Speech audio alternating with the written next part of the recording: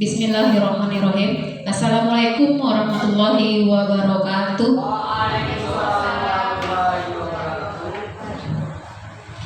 Pertama-tama marilah kita ucapkan puji dan syukur kehadiran Allah Subhanahu wa taala yang mana pada siang hari ini kita dapat berkumpul dalam acara diseminasi budaya positif dalam rangka mengadakan aksi nyata dari modul 14 yang mana ini adalah program calon guru penggerak angkatan 9 Kabupaten Pesisir Selatan.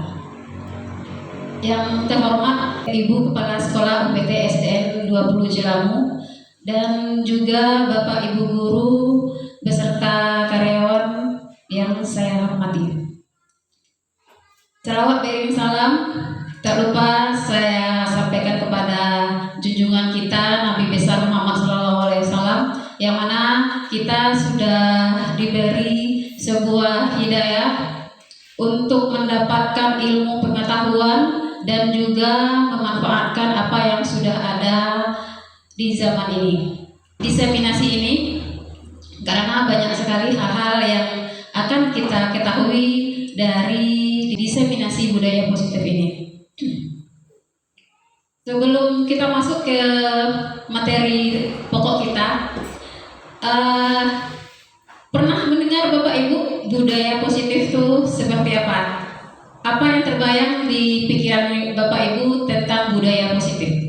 Misalnya budaya positif berarti membuat kedisiplinan sekolah atau karakter yang positif. Pernah Ibu mendengar budaya positif? Nah, budaya positif ini tentu nanti sering kita temui di kelas dan di sekolah kita. Yang mana budaya positif ini harus kita kembangkan di sekolah. Apalagi saat ini banyak sekali perundungan-perundungan yang terjadi di sekolah kita. Maka kita membudayakan hal-hal yang positif dan ini patut kita kembangkan untuk siswa-siswi kita dan juga warga sekolah. Nah, di sini budaya positif itu sebagai guru sangat penting bagi kita untuk memiliki kemampuan dalam mewujudkan budaya positif. Dan budaya positif itu terwujud dengan menerapkan konsep-konsep inti.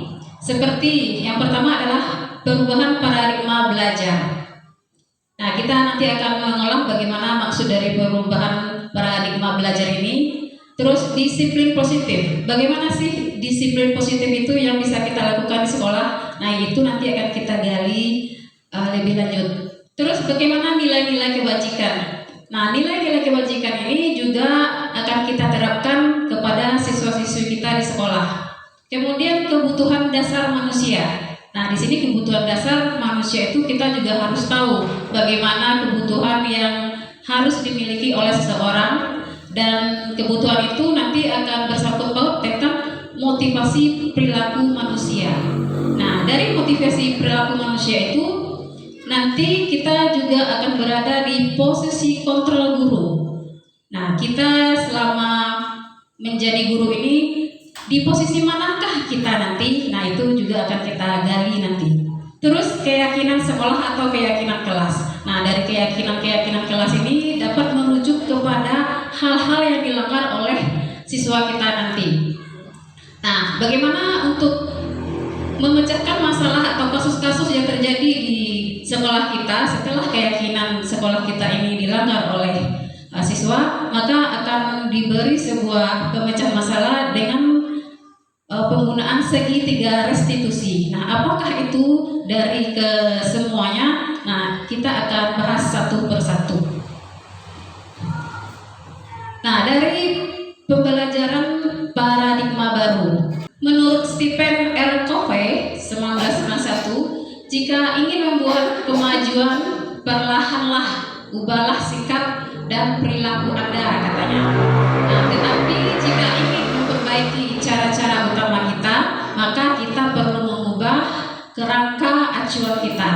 Ubahlah cara Anda melihat dunia, ubahlah cara Anda berpikir tentang manusia, ubahlah paradigma Anda skema pemahaman dan penjelasan aspek-aspek tertentu tentang kenyataan. Nah, perubahan-perubahan itu bisa kita lakukan dengan 8 topik inti tadi. Nah, berikutnya,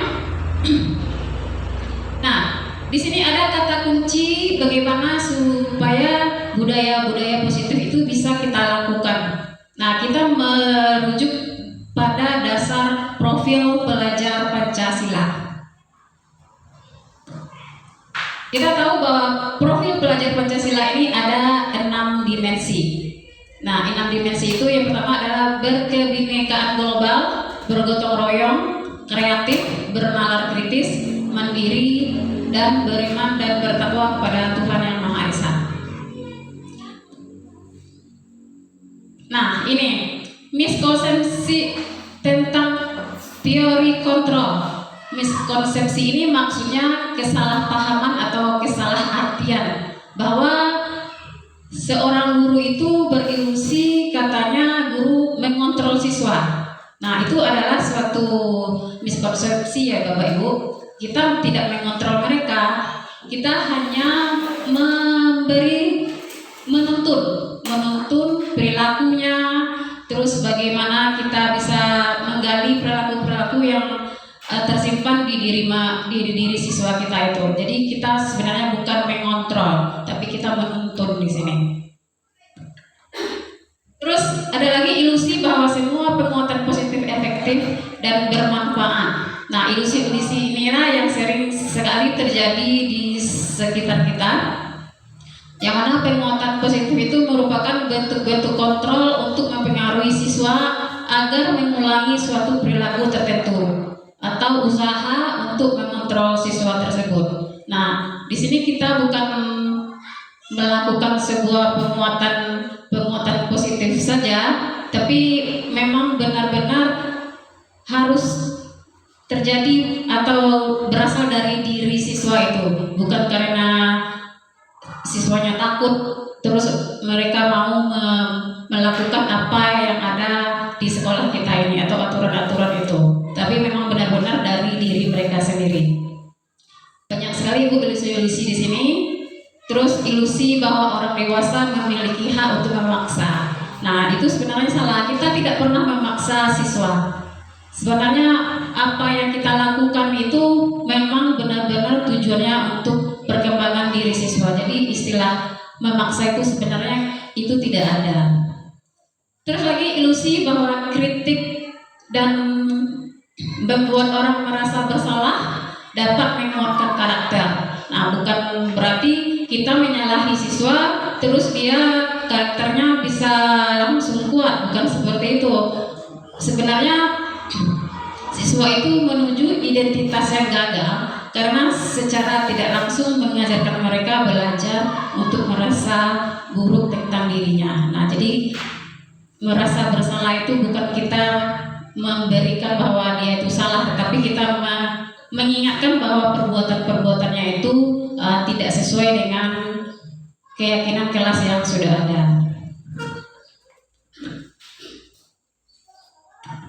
Nah, kita masuk ke disiplin positif. Nah, disiplin positif inilah yang nanti menjadi acuan kita untuk membuat sebuah segitiga restitusi itu.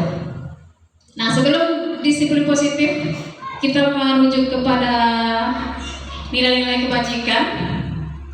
Kita lihat dulu bahwa disiplin positif itu adalah pendekatan disiplin yang mengajarkan tanggung jawab kepada anak dan mengembangkan kesadaran diri berdasarkan nilai-nilai kebajikan. Nah, disiplin positif ini dia lebih fokus pada disiplin internal yang memungkinkan siswa mengontrol tindakan mereka sendiri. Nah, nilai-nilai kebajikan itu seperti apa?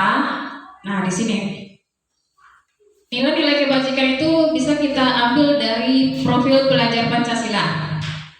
Dari ke-6 dimensi ini, berdasarkan ini kita bisa mengambil nilai-nilai kebajikannya, seperti siswa kita harus berakhlak mulia, harus beriman dan bertakwa, dan itu juga sudah kita biasakan di hari Jumat ya Ibu Kepala ya.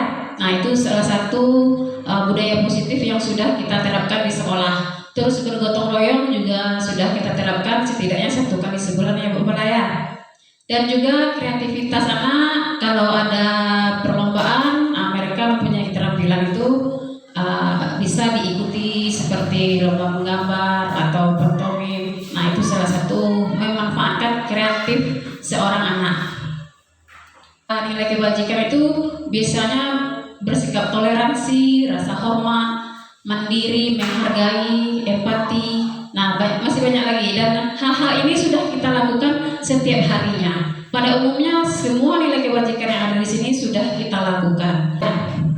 Nah, ini juga dari The 7 Essential Virtues dan Inteligensi Michelle Borba. Nah, ini juga menggunakan nilai kebajikan empati, suara hati, kontrol diri, rasa hormat, kebaikan, toleransi, dan keadilan. Semuanya ini juga sudah kita lakukan di sekolah kita. Nah, ini juga banyak sekali nilai-nilai kebajikan itu. Kita tidak harus menggunakan semuanya, tetapi sesuai dengan keadaan lingkungan sekolah dan siswa kita. Nah, ini kita sering ya Bu ya, kalau anak melakukan sebuah kesalahan, terus kita pasti memberi hukuman. Ya Bu ya, hukuman mungkin tidak asing lagi bagi kita, tetapi di sini ada 2 hal yang berbeda antara hukuman, konsekuensi, dan restitusi. Nah, jadi di sini kita akan meluruskan bahwa hukuman, konsekuensi, dan restitusi itu berbeda dan penggunaannya juga berbeda. Nah, kalau hukuman itu seperti apa ya Bapak Ibu? Kira-kira hukuman itu seperti apa contohnya? Hukuman itu misalnya siswa kita terlambat. Nah, ibu pasti memberi hukuman. Ya. Ya, berdiri di depan kelas mengambil sampah, atau bapak olahraganya menyuruh berlari halaman 5 kali. Nah, itu kan sering kita lakukan ya Bapak Ibu ya. Nah, jadi hukuman itu tidak harus selalu kita berikan kepada siswa, tergantung dari bagaimana keadaan siswa tadi. Nah, di sini maksudnya kalau hukuman itu biasanya peraturan yang terjadi secara mendadak, tidak direncanakan. Misalnya anak yang datang terlambat atau anak yang tidak buat tugas, kita suruh dia memilih sampah atau berdiri di depan kelas. Nah, itu kan secara dadakan kita beri dia sanksi. Nah, di sini hukuman itu juga berupa fisik, menyakiti diri si anak. Nah, itu termasuk hukuman. Ya, jadi kalau konsekuensi itu sesuatu yang harus terjadi, yang sudah disepakati oleh siswa-siswa kita. Misalnya di kelas 5, kalau seandainya tidak buat PR 3 kali, nanti diberi peringatan kepada orang tuanya, dan seluruh siswa itu harus menyepakati itu. Apakah kalian setuju dengan sanksi tersebut? Nah, kalau mereka menyetujui, nah itu namanya konsekuensi. Nah, jadi ada persetujuan dari siswa kita. Ini konsekuensi di kelas. Atau lagi misalnya siapa yang nilainya rendah dalam 1 minggu ini misalnya tidak mencapai KKM, nah nanti kalian akan diberi sebuah tugas lain atau diberi tugas secara daring misalnya. Apakah kalian setuju? Nah, kalau mereka menyetujui, nah itu termasuk konsekuensi. Jadi konsekuensi itu tidak merugikan siswa, tapi ada sebuah pembelajaran di sana. Jadi itulah konsekuensi dan hukuman, itu bedanya. Nah, bagaimana dengan restitusi? Nah, restitusi ini adalah bagaimana anak kita olah dia supaya dia tidak lagi melakukan pelanggaran-pelanggaran. Kalau mereka melakukan pelanggaran, maka kita akan ajak dia berdialog. Berdialog itu nanti ada pula aturannya dalam segitiga restitusi. Nah, kita akan masuk ke sana nanti. Jadi antara hukuman, konsekuensi dengan restitusi itu sangat berbeda sekali. Nah, di situ.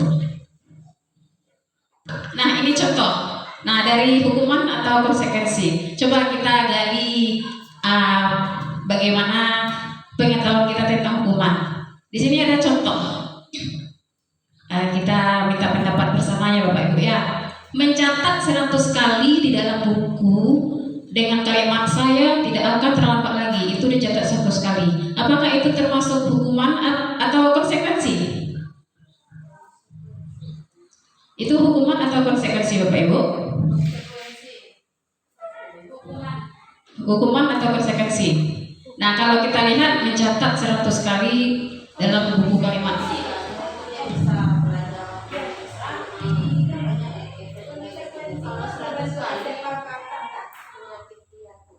Ya, betul. Nah, kalau tadi kita kembali ke konsep dasar tadi, kalau kita menyakiti siswa, ya fisiknya tersakiti, nah itu merupakan sebuah hukuman. Karena di sini tidak ada pembelajaran di sana. Di sana hanya menulis saya tidak akan terlambat. Itu tidak ada apanya. Nah, ya pembelajaran di situ. Jadi itu termasuk hukuman karena menyakiti siswa. Terus lari mengelilingi lapangan sebanyak 2 kali karena terlambat hadir di sekolah. Hukuman atau konsekuensi? Nah, hukuman ya. Itu sudah jelas menyakiti siswa kita. Terus membersihkan coretan yang dibuat di meja tulis. Ya, konsekuensi benar. Karena di sini mereka harus mempertanggungjawabkan apa yang sudah dia lakukan. Jadi itu termasuk konsekuensi. Terus murid diminta untuk push up 15 kali. Terus mengganti kertas tugas teman yang telah dicoret-coret. Ya, konsekuensi ini. Terus berjemur di lapangan basket pukul 12 siang karena mengobrol dengan teman. Ya, ini hukuman. Terus murid diminta bertelanjang kaki sepanjang hari karena tidak menggunakan sepatu warna hitam sesuai peraturan sekolah. Ya, ini hukuman. Berdiri di depan kelas sambil mengangkat kaki satu kaki karena tidak bisa menjawab pertanyaan. Ya, hukuman. Terus membersihkan tumpahan air di meja tulis karena tersenggol pada saat belajar. Ya, konsekuensi berupa tanggung jawab. Kehilangan 10 menit jam istirahat untuk mengerjakan tugas karena terlambat datang dan tertinggal pelajaran selama 10 menit. Nah, ya ini konsekuensi karena harus ada ya pertanggungjawabannya karena dia sudah terlambat. Nah itu. Nah, ini ada 3 lagi. Duduk di bangku di pinggir lapangan pada jam istirahat. Tidak diizinkan bermain oleh guru piket karena mencederai teman saat bermain di lapangan.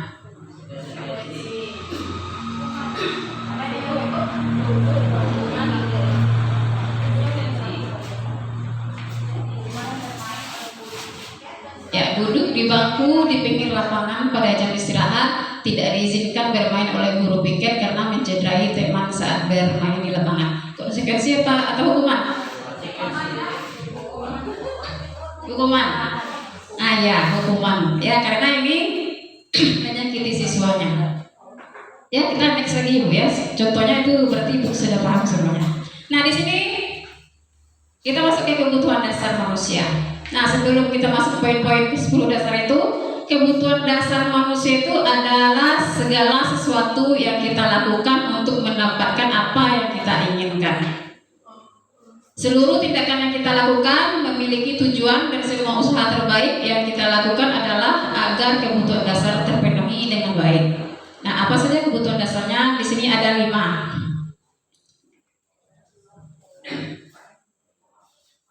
Nah, yang pertama yaitu bertahan hidup. Nah, bertahan hidup itu contohnya adalah ingin keselamatan, ingin mendapatkan keamanan, kesehatan, terus memiliki keturunan. Nah, itu salah satu kebutuhan dasar manusia. Terus kebutuhan dasar yang kedua adalah cinta kasih atau diterima. Nah, di sini keintiman kita dengan teman, terus keanggotaan, keterhubungan, dan hubungan yang baik antara sesama. Terus yang ketiga adalah kesenangan. Nah, kesenangan ini tentu kita butuh hiburan, kegembiraan, tawa, terus butuh belajar. Terus kebutuhan penguasaan. Penguasaan ini tentu kontrol, terus prestasi, kompetisi, terus pengaruh. Dan kebutuhan yang kelima adalah kebebasan. Nah, manusia itu perlu kebebasan, kemerdekaan, mobilitas, terus suatu pilihan dan kreativitas. Terus motivasi atau perilaku manusia. Nah, di sini 3 motivasi perilaku manusia itu kebanyakan karena 3 hal ini. Yang pertama, menghindari ketidaknyamanan atau hukuman. Nah, apabila siswa di sini dia ingin membuat PR bukan karena keinginan dirinya, tetapi dia melakukan itu agar tidak mendapat hukuman. Nah, itu dasar biasanya motivasi yang ada pada siswa atau orang lain. Terus yang kedua, mendapatkan imbalan atau penghargaan dari orang lain. Nah, di sini banyak sekali siswa kita ingin mendapatkan sebuah penghargaan atau nilai bukan karena ingin mendapatkan hal yang lain ya Bu ya. Nah, di sini siswa kita ini dia misalnya pergi ke sekolah setiap hari, itu mungkin akan mendapatkan sebuah penghargaan dari orang tuanya, misalnya uang jajan. Kalau tidak sekolah nanti tidak ibu beri jajan. Nah, jadi mereka ke sekolah itu bukan karena diri mereka sendiri, tapi karena penghargaan tadi. Nah, itu contohnya.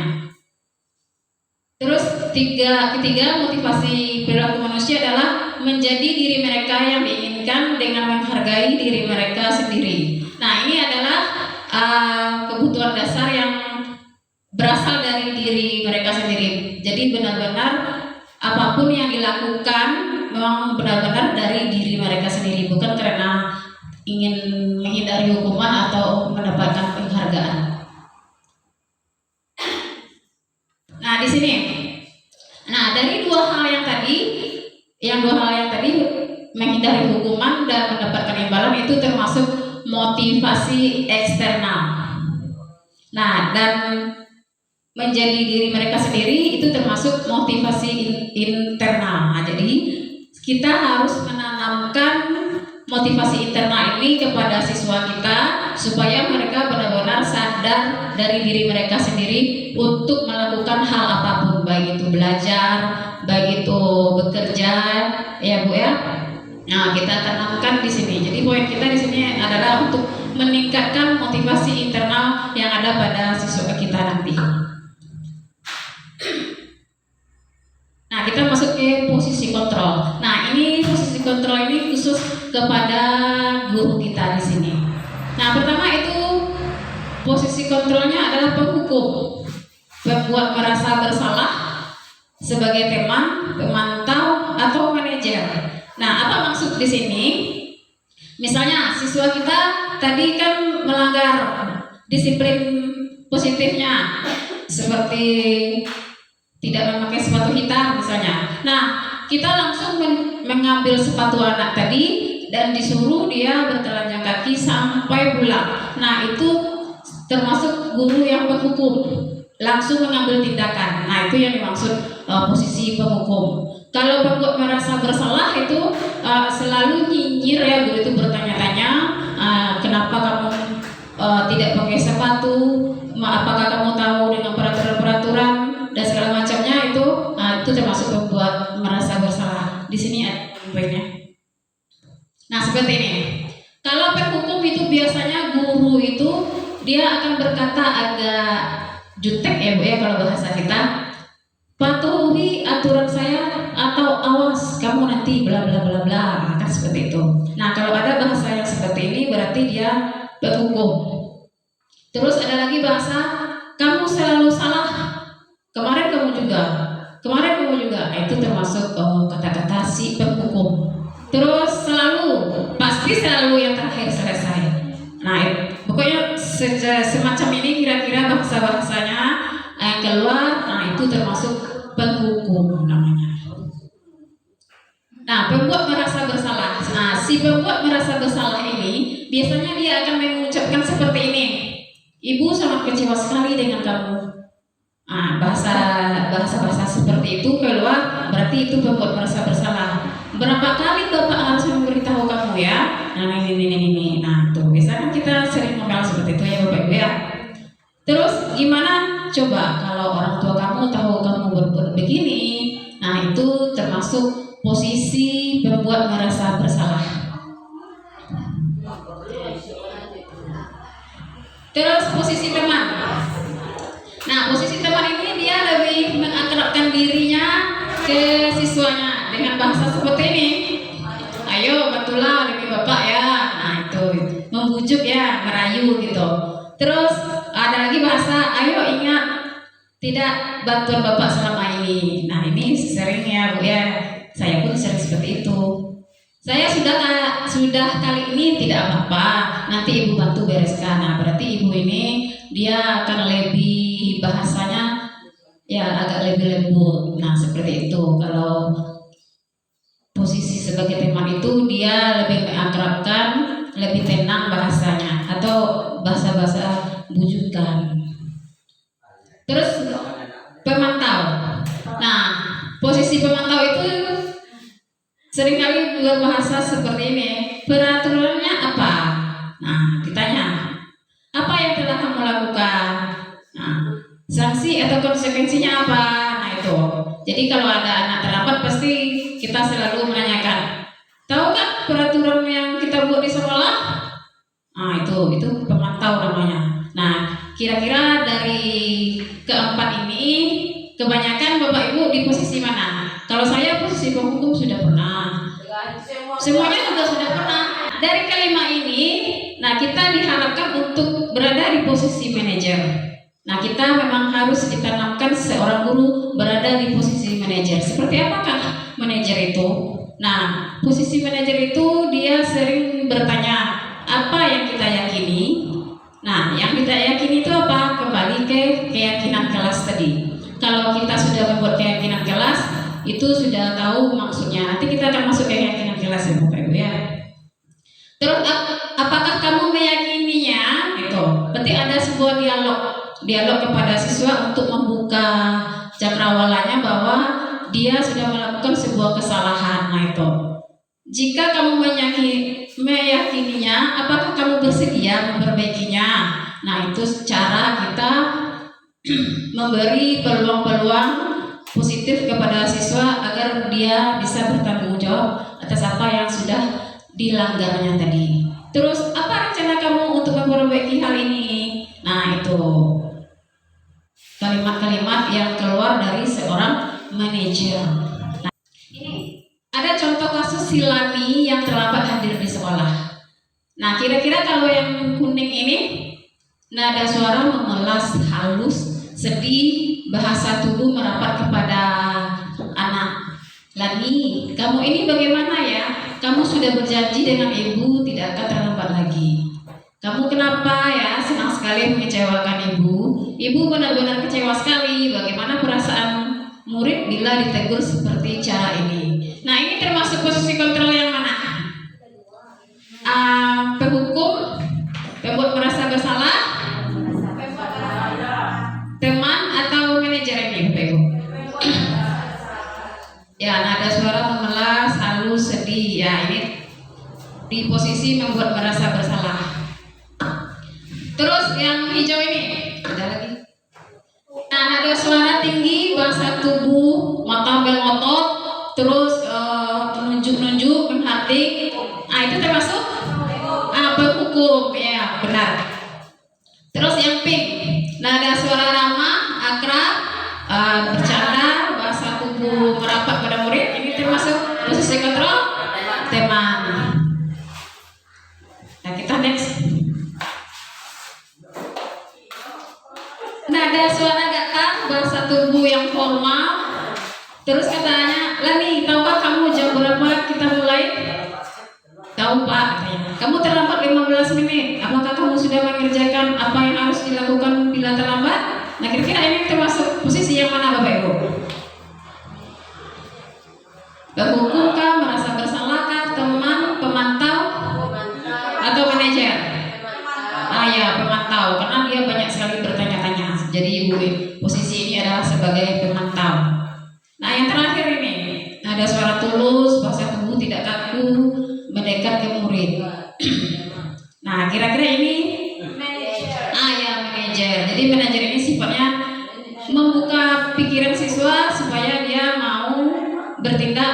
lebih baik lagi atau bertanggung jawab atas kesalahan yang dia lakukan. Nah, bagus sekali ya Bapak Ibu ya. Nah, kita sekarang masuk ke keyakinan kelas. Nah, keyakinan kelas, Bapak Ibu sudah pernah membuatnya? Keyakinan kelas? Nah, kalau belum, kita akan mencobakan bagaimana cara-cara membuat keyakinan kelas itu. Nah, keyakinan kelas itu merupakan nilai-nilai kebajikan atau prinsip-prinsip yang sudah disepakati secara universal. Orang akan lebih semangat atau tergerak untuk melaksanakan keyakinannya daripada hanya mengikuti aturan. Nah, keyakinan kelas dengan peraturan itu tidak sama ya Bapak Ibu ya. Kenapa tidak sama? Kalau peraturan kelas itu hanya dibuat oleh gurunya, ya, hanya dibuat oleh gurunya saja, tanpa disepakati oleh siswa. Kalau keyakinan kelas itu sesuatu yang diyakini oleh murid dan guru, yang disepakati oleh murid dan guru, dan sudah dimusyawarahkan oleh siswa-siswi keyakinan-keyakinan apa yang ingin mereka buat di kelasnya. Jadi setiap kelas itu keyakinannya tidak sama, berbeda-beda. Apalagi untuk anak kelas 1, kelas 2, kelas 3, keyakinan kelasnya berbeda sekali. Kalau untuk kelas 4, 5 dan 6, beda lagi keyakinan kelasnya. Nah, bagaimana cara kita membuat keyakinan kelas itu? Itu aturannya ada. Pertama, memberikan kesempatan kepada semua siswa untuk berpendapat tentang peraturan yang perlu disepakati. Terus yang kedua, mencatat semua masukan siswa di papan tulis atau di kertas besar sehingga semua siswa bisa melihatnya. Yang tiga, menyusun keyakinan kelas sesuai prosedur pembentukan keyakinan kelas. Ubahlah kalimat negatif menjadi kalimat positif. Contoh, jangan berlari di kelas menjadi berjalanlah di kelas. Nah, jadi kata-kata negatif yang ada itu kita buang, kita ganti dengan kata positif. Jadi kata-kata jangan tidak dipakai untuk membuat keyakinan kelas. Biasanya kan kita membuat sebuah peraturan seperti ini, tidak boleh membuang sampah sembarangan. Nah, itu merupakan kalimat negatif. Jadi untuk membuat keyakinan kelas itu kita pakai pernyataan yang positif. Nah, seperti kita jadi buanglah sampah pada tempatnya. Nah, itu. Atau tidak boleh terlambat sekolah. Nah, kita ubah lagi, datanglah tepat pada waktunya. Nah, itu merupakan salah satu membuat keyakinan kelas. Nah, keyakinan kelas tadi merujuk kepada nilai-nilai kebajikan tadi sesuai dengan kelas kita. Jadi setiap kelas itu tidak sama keyakinannya. Banyak sekali ya Bapak Ibu ya. Nah, di sini bisa kita lihat langkah-langkahnya.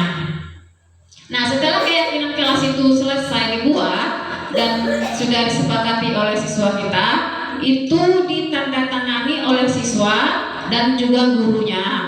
Nah, setelah ditandatangani, barulah keyakinan kelas itu ditempel di dinding dan dibuatlah sebagus mungkin supaya anak-anak kita dapat membacanya setiap hari. Nah, itu cara membuat keyakinan kelas. Nah, contoh di sini. Ini adalah keyakinan kelas untuk kelas 1. Nah, kelas 1 itu dia sederhana saja. Setiap anggota kelas perlu belajar. Nah, ini sekedar contoh. Mungkin Bapak Ibu semua bisa juga mengeluarkan pernyataan-pernyataan yang lainnya sesuai dengan kelasnya masing-masing. Nah, ini untuk kelas 1. Nah, kalau untuk kelas 3 mungkin agak lebih lagi cara kedisiplinannya. Misalnya selalu bersikap positif. Nah, kalau selalu bersikap positif itu banyak yang bisa dilakukan hal-hal yang positif itu. Maka bahasa atau pernyataan dari keyakinan kelas itu bersifat universal. Nah, itu maksudnya. Terus senantiasa menjadi diri yang baik. Nah, itu bisa banyak sekali hal-hal yang baik di situ. Jadi di sini sifatnya memang benar-benar universal sekali. Nah, beda lagi untuk keyakinan kelas 7 ya, atau kelas 1 SMP ini. Nah, ini lebih panjang lagi. Kenapa lebih panjang? Karena mungkin cara berpikir siswa kelas 1 SMP itu lebih tinggi ya Bapak Ibu ya. Jadi boleh kita memakai kalimat yang agak panjang karena mereka akan memahaminya. Beda untuk anak SD. Kalau anak SD kalau panjang-panjang dibuat mereka bingung. Nah, kita masuk ke segitiga restitusi. Nah, sebagai seorang guru yang berperan sebagai manajer, saya menggunakan segitiga restitusi dalam penyelesaian masalah dengan melalui 3 tahap. Nah, segitiga restitusi ini adalah salah satu cara bagaimana kita akan menyelesaikan sebuah tindakan atau kasus-kasus yang terjadi di sekolah kita. Ada 3 hal dalam membuat segitiga restitusi ini. Yang pertama adalah menstabilkan identitas. Nah, terus yang kedua validasi tindakan yang salah. Yang ketiga baru menanyakan keyakinan kelas. Nah, kita tahu bahwa restitusi itu bukan untuk menebus kesalahan, tapi restitusi itu adalah untuk belajar dari kesalahan. Restitusi memperbaiki hubungan. Restitusi adalah tawaran, bukan paksaan. Terus restitusi itu adalah tawaran, bukan paksaan, menuntun untuk melihat ke dalam diri. Jadi kita akan menuntun untuk membuka pikiran siswa setelah apa yang dia langgar, dan dia juga benar-benar mau menyadari atas kesalahan-kesalahan yang dilakukannya. Terus restitusi itu fokus pada karakter, bukan tindakan, dan mengembalikan siswa yang berbuat salah pada kelompoknya kembali dan menjadikan anak ini berkarakter yang lebih baik dan bertanggung jawab atas kesalahan yang sudah dilakukannya. Nah, di sini validasi tindakan yang salah. Validasi tindakan yang salah itu biasanya contoh kalimat yang digunakan untuk anak itu seperti ini. Padahal kamu bisa melakukan yang lebih buruk dari ini ya. Nah itu. Kamu pasti punya alasan mengapa melakukan hal ini. Dan juga kalimatnya, kamu boleh mempertahankan sikap itu, tapi kamu harus menambahkan sikap baru. Nah jadi di dalam hal ini kita benar-benar memberikan kepada siswa apa kesalahan yang dilakukannya itu tidak akan diulangi kembali. Nah, di sini menanyakan keyakinan kelas. Setelah melalui langkah pertama dan langkah kedua, maka anak kita telah siap untuk dihubungkan dengan nilai-nilai yang dipercayakan dan berpindah menjadi orang yang diinginkan. Contoh pertanyaan yang digunakan adalah apa yang kita percaya sebagai kelas atau keluarga. Nah, jadi dia menjawab keyakinan yang sudah dibuat tadi. Apa-apa nilai-nilai umum yang kita telah sepakati. Nah, dia akan menjawab kesalahan yang dia lakukan itu dipedomani dari keyakinan kelas. Misalnya siswa yang datang terlambat tadi berarti dia sudah melanggar keyakinan datang tepat waktu.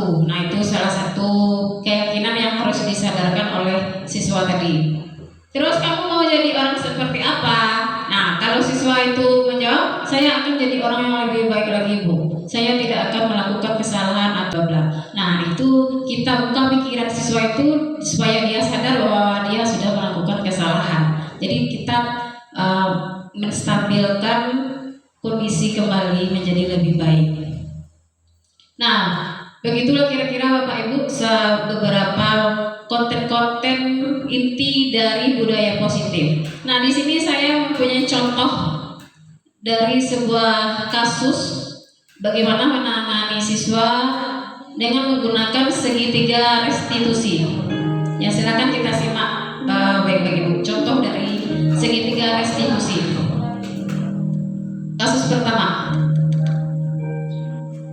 Katanya pada hari Rabu pagi jam pertama di kelas 6B pada pelajaran matematika seorang peserta didik bernama Grace terlambat datang sekolah. Grace terlambat datang ke sekolah dan terlambat belajar matematika. Nah, bagaimana ibunya melakukan tindakan? Mari kita simak bersama. Grace tahu kenapa ibu panggil Grace ke depan? Tahu karena saya terlambat. Tadi Grace berangkat ke sekolah jam berapa? Jam 7.30. Lalu Grace tahu di sekolah kita masuk jam berapa? Jam 7.30. Nah, kira-kira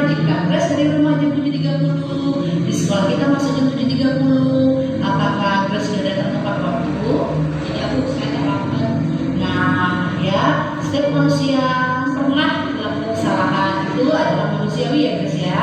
Ibu juga pernah melakukan kesalahan, datang ke sekolah terlambat dan terlambat masuk ke dalam kelas. Namun di sini ibu tidak mencari siapa yang salah. Namun di sini kita sama-sama memecahkan solusi supaya Grace datang tidak terlambat lagi ya Grace ya. Nah kira-kira pasti Grace punya alasan mengapa Grace datang terlambat. Nah mengapa bisa datang kesiangan?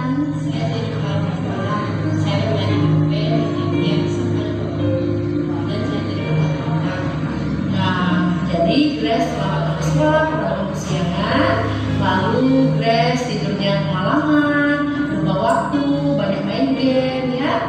Nah kira-kira apakah datang terlambat itu sudah termasuk ataupun sudah memenuhi keyakinan kelas kita? Tidak Bu, saya ada keyakinan kelas. Nah Grace masih ingat apa saja keyakinan kelas kita? Masih Bu, Bu tidak menggunakan menjaga kesehatan. Nah baik, jika Grace masih ingat keyakinan kelas kita, lalu langkah apa yang akan Grace lakukan supaya Grace tidak terlambat ke sekolah?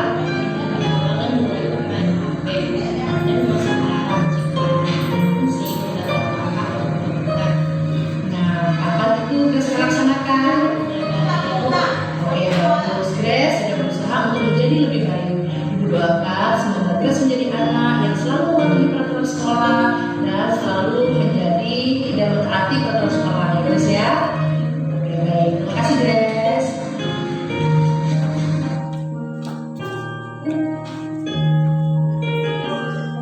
Kasus kedua, peserta didik makan pada saat jam pembelajaran. Nah, bagaimana cara ibu ini melakukan segitiga restitusi?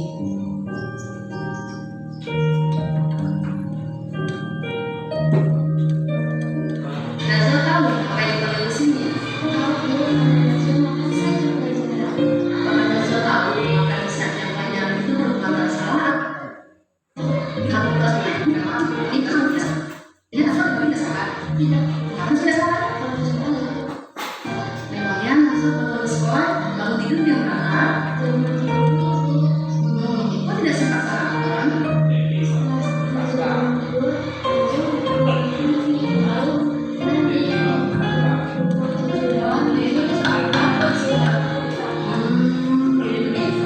Nah, apa yang Nazwa lakukan itu benar. Nazwa buru-buru berangkat ke sekolah sehingga Nazwa tidak terlambat lagi ke sekolah. Yang ibu tanyakan apakah Nazwa masih ingat tentang keyakinan kelas yang telah kita beri bersama?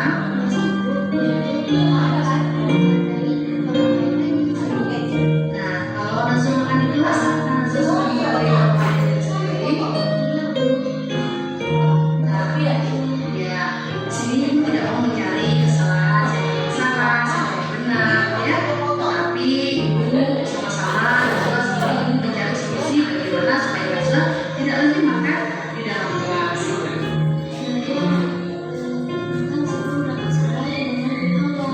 Nah, baik, kira-kira kapan Nazwa mulai melakukan hal yang Nazwa lakukan, yang Nazwa sebutkan tadi?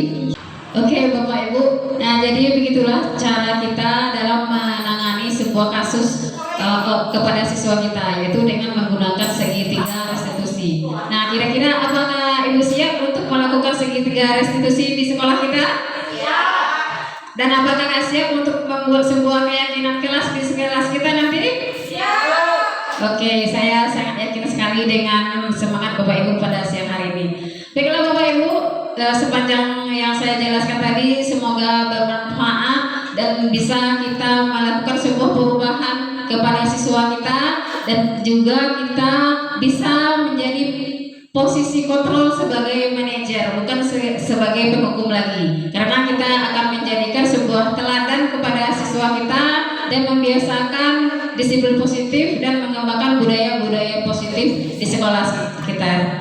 Dan sangat terima kasih sekali atas sumbangsi dan antusiasnya pada siang hari ini dalam diseminasi budaya positif untuk aksi nyata pada modul 14 pada kegiatan calon guru penggerak angkatan 9 di Kabupaten Pesisir Selatan. Terima kasih atas kehadirannya. Saya ucapkan wabillahi taufiq wal hidayah. Wassalamualaikum warahmatullahi wabarakatuh. Ya, selamat pagi, Ude. Silakan adek. Ya, kamu tahu Liv mengapa ibu memanggil Liv ke sini? Mungkin berkaitan dengan tugas, Bu. Ya, benar. Kamu kemarin hadir kan? Iya, Bu, masuk, tetapi saya tidak mengumpulkan tugas. Liv, semua orang bisa melakukan kesalahan, termasuk ibu sendiri. Namun, setiap tindakan kita pasti ada. Kira-kira mengapa kamu tidak mengumpulkan tugas? Saya capek dan mengantuk, Bu. Soalnya malamnya membantu Mama buat kue sampai jam 12 malam. Artinya saat pelajaran jadi ngantuk. Kamu masih ingat keyakinan kelas kita? Masih, Bu. Kalau masih ingat, kira-kira kamu lakukan itu sudah sesuai dengan keyakinan kelas belum? Belum, Bu. Keyakinan kelas yang mana? Selalu bertanggung jawab, Bu. Ternyata kamu tahu. Lalu apakah kamu punya solusi untuk masalah ini? Iya, Bu. Yang pertama, saya minta maaf karena tidak mengumpulkan tugas. Kedua, saya tidak akan tidur terlalu malam lagi. Dan yang ketiga, saya akan mengerjakan tugas dari Ibu Iin dan saya mengumpulkan dosa. Oke, baik sekali. Ibu yakin ya kamu bisa melakukan hal itu. Dan ibu sangat apresiasi sekali untuk tanggung jawabmu. Dan sekarang kamu boleh kembali ke kelas ya. Terima kasih, Bu Iin. Permisi. Oke, terima kasih. Waalaikumsalam. Saya akan menutup Bobby. Ya, Bu.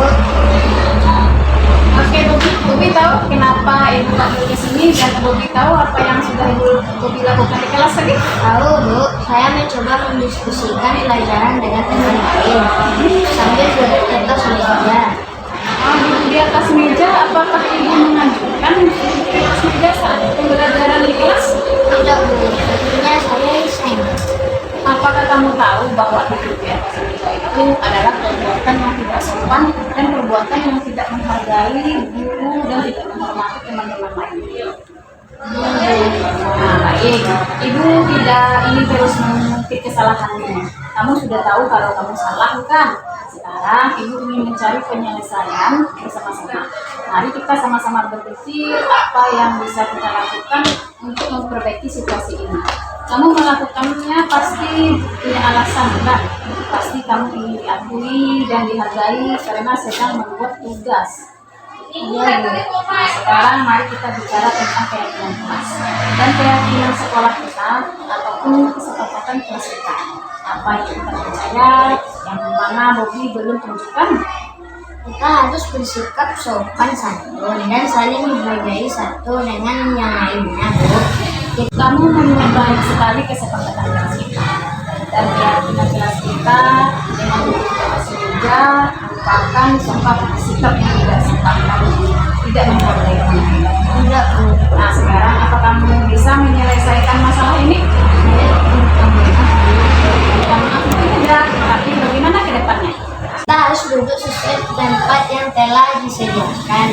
Kita harus bersikap sopan antar sesama. Nah, Saya berjanji tidak mengulangi lagi, Bu. oke, pegang janji kamu ya, dan jangan ulangi lagi. Ya, Bu. Makasih ya, Bu. Ya, sama-sama. Sekarang silakan kamu kembali ke kelas.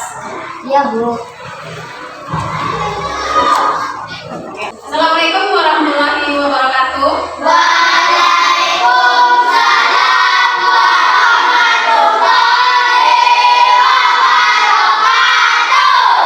Ya, terima kasih semuanya Ibu ya. Nah, sekarang dalam pertemuan ini kita akan membuat sebuah keyakinan kelas ya, yang mana keyakinan itu yang harus disetujui oleh seluruh siswa dan juga guru. Nah, jadi keyakinan dengan peraturan itu tidak sama ya. Kita kan semuanya sudah mendengar bagaimana peraturan-peraturan di sekolah ya. Nah, jadi peraturan dengan keyakinan tidak sama ya. Kalau keyakinan itu berasal dari diri kita. Sebuah keyakinan kelas, kita akan menggunakan bahasa-bahasa positif ya. Tidak menggunakan bahasa-bahasa yang negatif. Nah, seperti apa itu kata-kata yang negatif? Nah, misalnya ya, tidak boleh membuang sampah sembarangan. Nah, kalimat itu kita ganti ya, tidak boleh itu kita ganti.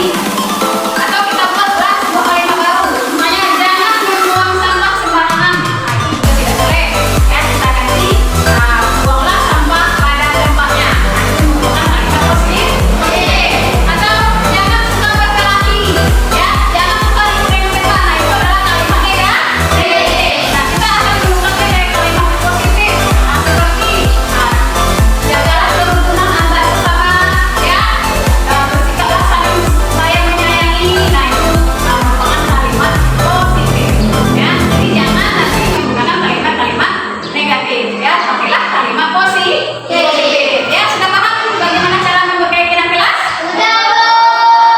Nanti anak ibu masing-masing, ibu beri sticky note ya. Nah, di dalam itu silahkan kalian keluarkan pendapat kalian tentang keyakinan apa yang bisa kalian yakini. Ya, boleh membuat keyakinan lebih dari 2 ya. Satu juga boleh. Bagaimana ya? Ya. Nah, sekarang ibu akan membagikan kertas ini. Silakan tulis dari apa yang ingin kalian buat di sini.